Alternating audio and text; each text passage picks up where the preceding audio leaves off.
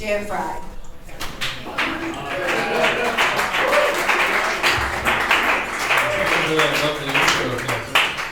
Alright, we got any New Mexicans in the audience tonight?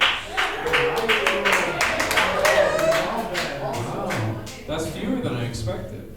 I myself have been a New Mexican for about a year now. But that is going to end in about 3 weeks because this place fucking stinks. That's not the reason I'm leaving. Chili doesn't like you either. Sorry. The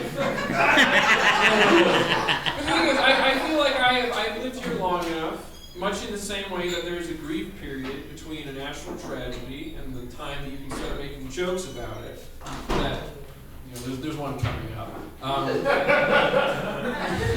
But I feel like I'm able to crack jokes about this state.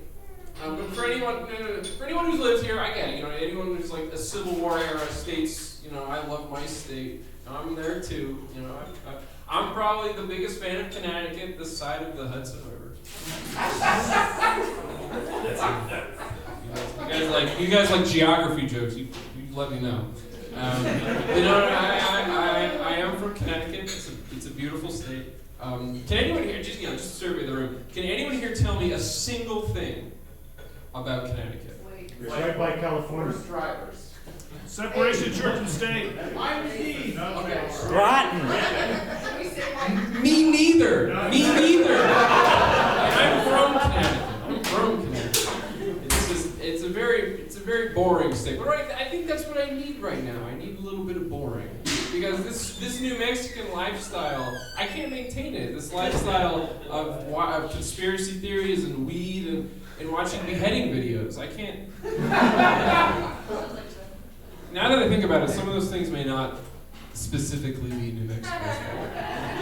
But I do think the true culprit at the end of the day is Connecticut. Connecticut, it raises a certain type of person. For example, can you guess how many Latino people I met before I turned 18? 3. It was about 3. It was about 3. Living in Connecticut doesn't prepare you at all for the real world.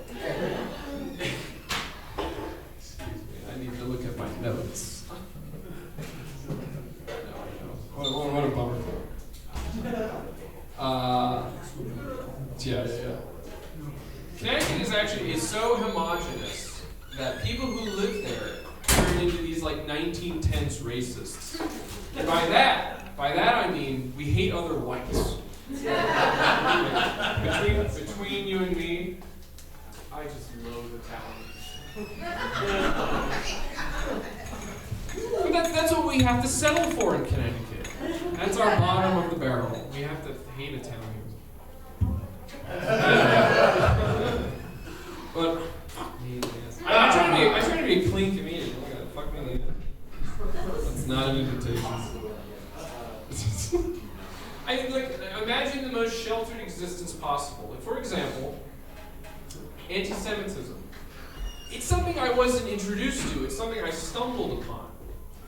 When I was in middle school, my very, very best friend was this heavy-set, this chubby, long-haired boy who just happened to be Jewish.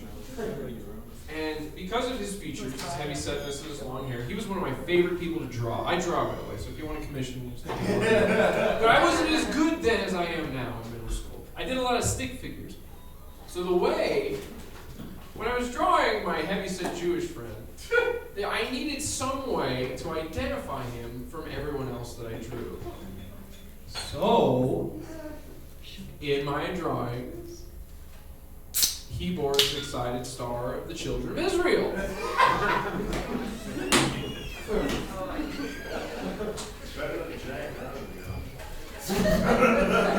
I made maybe hundreds of these drawings. And one day, I left one of these, I'm 12 years old. I left one of these drawings in my Spanish class.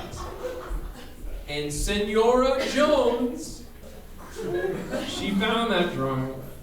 And in doing so, she put a swift end to my short Fourth Reich. Which is a bit disconcerting because if history proves, if I'm not mistaken, Spain and Germany were allies That's enough out of me. Next.